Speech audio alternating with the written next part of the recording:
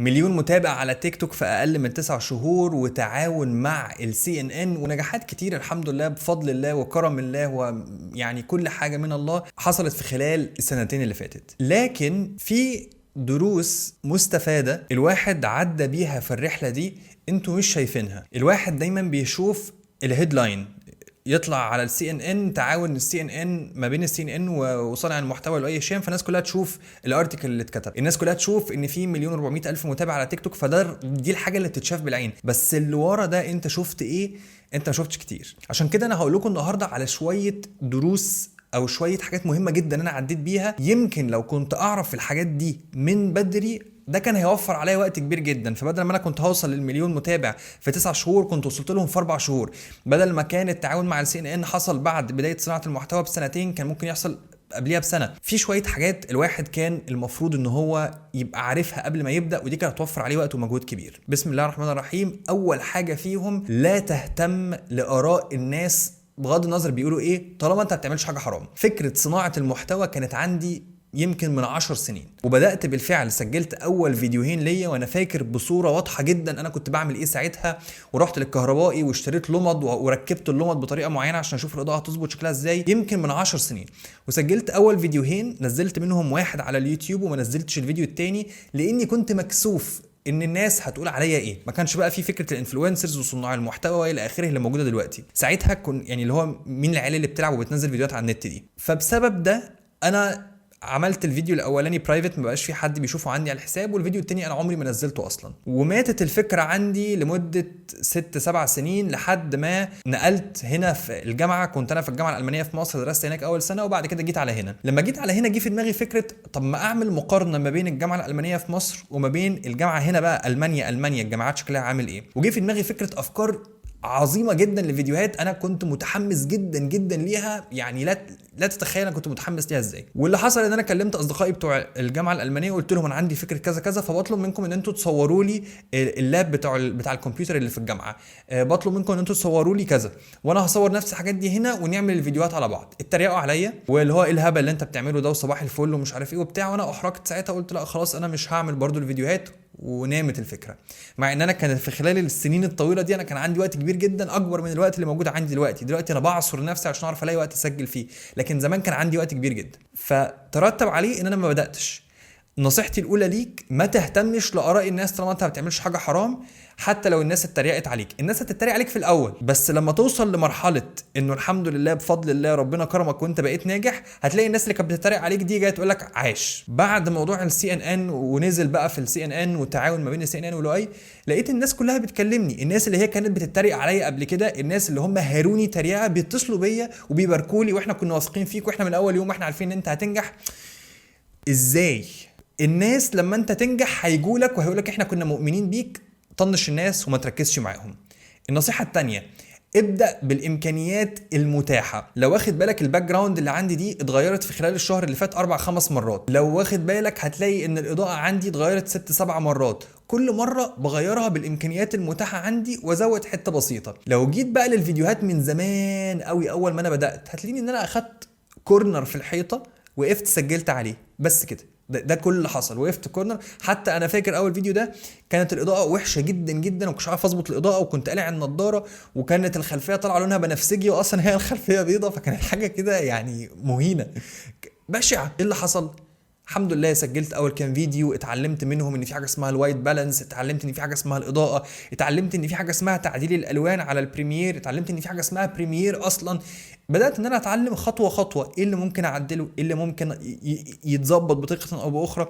وبدات ان انا اطور المحتوى واحده واحده من اول يوم لحد النهارده. هتلاقي ان في تطور كبير حصل. بدات بالمتاح عندي، بدات بتصوير بالموبايل اللي هو كان بوكو اف 1، من غير ما يبقى عندي ميكروفون، من غير ما يبقى عندي اضاءه، من غير ما يبقى عندي اي حاجه. وعلى فكره دي نفس الاوضه اللي انا صورت فيها اول فيديو خالص، ده نفس الاوضه ودي نفس الحيطه اللي ورايا، مع فرق الاضاءه ومع فرق تطور الحاجات اللي حصلت في خلال الفتره اللي فاتت. ابدا باللي عندك، ابدا بموبايلك، ابدا على الحيطه عندك من غير ديكوريشن. نفس النصيحه بقولها لك، ابدا لو انت عندك فكره بيزنس عايز تعملها واقف، ابدا بالمتاح، ابدا دلوقتي حالا، ما تبداش بكره، ما تبداش بعد بكره، ما تبداش لما الظروف تبقى مناسبه، عشان الظروف مش هتبقى مناسبه بالصوره الكامله. ما تديش نفسك حاجه جوا اعذار. ياما ناس اتاخرت في ان هي تبدا وضاعت منها الفكره وناس تانية عملتها، وياما ناس بدات وربنا كرمها. فابدا، توكل على الله وابدا. تالت حاجه، يمكن من كتر ما الجمله دي بتتقال الناس بقت بتاخدها على انها كليشيه، لكن هي حقيقه. ليس هناك فشل، ولكن هناك تجارب سابقه وخبرات سابقه. لما بعمل فيديو وابقى حطيت فيه مجهود كبير وتعبت وانزل فيديو والاقيه ما نجحش، لما اخش في شركه واعمل مشروع والمشروع ما ينجحش، لما يجي لي فكره بيزنس واعمله وما ينجحش، لما اخش ادرس حاجه معينه برمجه او اي حاجه معينه وما نجحش، انا ما بعتبرش ان انا فشلت. ولو انت بصيت وعملت كده تحليل للفيديوهات بتاعتي هتلاقي ان في فيديوهات وافكار اصلا جات لي فشلت فشل ذريع. يعني هديك مثل من الامثله دي. كنت عامل فكره فيديوهات كده، كانت جات لي مره من المرات، قلت ايه، هعمل فيديو مقارنه ما بين كل حاجه حلوه وحاجه وحشه، فيديو صامت يعني مش هتكلم فيه، وهعمل مقارنه بين الحاجات الحلوه والحاجات الوحشه، فيديو تيك توك يعني 30 ثانيه، وبعد كده هخترق الحاجه الوحشه وايه اللي هيترتب عليه، وبعد كده ارجع اعمل ريوايند للشريط واختار الحاجه الحلوه وابين ايه اللي هيترتب عليه. فكره حلوه قوي، الايديتنج بتاعها اخذ مني وقت طويل، نزلتها ما حدش اتفرج عليها، فشلت، خلاص اترمت في الزباله، دخلت على الفكره اللي بعديها. اللي عايز اوصله لك ان انت محتاج انك انت تجرب، شوف الحاجه اللي في دماغك وجربها، وما تهتمش ان الناس هتقول لك ان انت جربت وفشلت، لا جرب وافشل مره واثنين وثلاثه. كنت بسمع البودكاست بتاع الثمانية، وكان في واحده من الحلقات مع عبد الرحمن ابو مالح، وواحده من الحلقات الراجل كان بيقول انه لاحظ انه واحد من الضيوف بتاعته فشل كتير قوي، فهو بيقول له انا ملاحظ ان انت يعني 6-7 افكار شركات فتحت الشركه وراس مال ومستثمرين وفشلت وقفلت. قال له بس في الاخر الشركه اللي انا فيها دلوقتي احنا عاملين ايه؟ احنا محققين ارباح مكسره الدنيا. لو انا فاكر صح كانت الحلقه بتاعت نون. افشل عادي يا حبيبي، ما فيهاش مشكله، مش عيب. التابو اللي عندنا ان احنا بنخاف ان احنا نفشل وان الناس هتتريق علينا، ده ملوش اي 30 لازمه، ده هيأخرك، هتفضل طول عمرك محشور في المكان اللي انت فيه دلوقتي في حياتك، مش هتتطور. زي بيجي يقول لك لما تيجي تقع ما تقعش اللي هو انت اتدلقت على وشك مش هتقوم، لا انت وقعت وهتعرف تقوم تاني.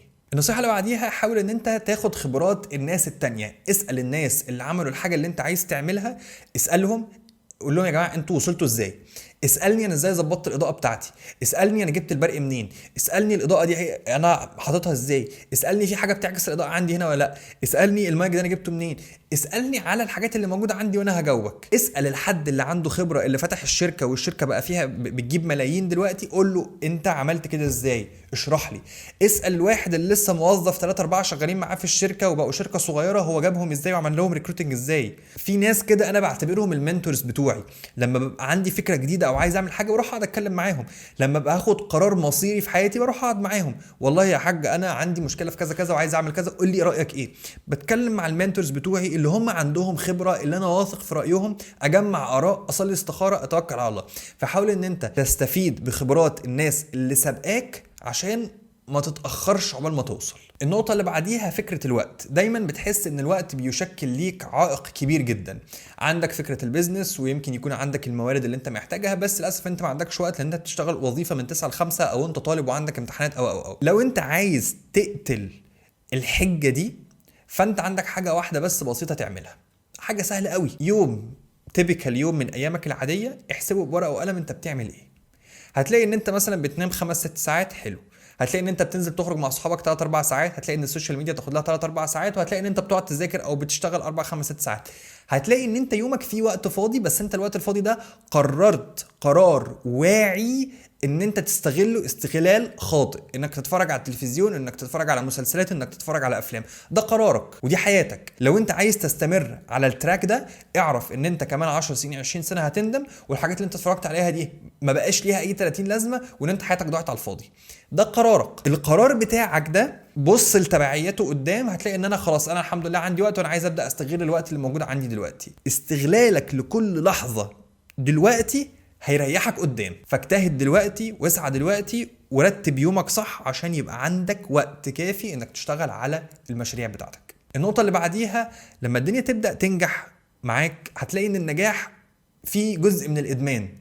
فهتلاقي ان انت لو بتنزل محتوى على السوشيال ميديا وصلت النص مليون، انت بقيت مدمن، انت بقيت عايز توصل للمليون. لو فتحت شركه والشركه جابت اول 100,000 جنيه ليها، اول 200,000 جنيه ليها، فانت مدمن عايز توصل للمليون. هتلاقي دايما ان النجاح فيه جزء من الادمان، والادمان ده حلو عشان بيشجعك ان انت تعمل اكتر، بس وحش عشان ساعات الناس بتيجي على حياتها كلها. في فتره من الفترات كنت حاسس ان انا بقى في البيك بتاع النجاح بتاعي بقى، وشركات بتكلمني والى اخره، وبطلت العب رياضه، بطلت اهتم بصحتي، بطلت اركز على اي حاجه في حياتي الا الشغل. فلو جيت بصيت عليا في اطار الشغل انا ناجح جدا، يعني بشهاده الشهود انجح واحد هتشوفه. بس تعالى بص عليا في شغلي، في دراستي، في صحتي، في عيلتي، في اي حاجه تانية، هتلاقيني ناس زي القرف. لما تبدا تنجح ما تخليش النجاح يزغلل عينيك، وحاول انك تبقى موازن. النجاح الحقيقي هو انك تبقى موازن ما بين العبادات، ما بين صحتك، ما بين التنمية والتطوير، ما بين العيلة، ما بين كل، شوف بقى جوانب حياتك المهمة كلها وتبقى موازن ما بينهم. هو ده اللي يسمى فعليا نجاح. لكن النجاح في حاجة واحدة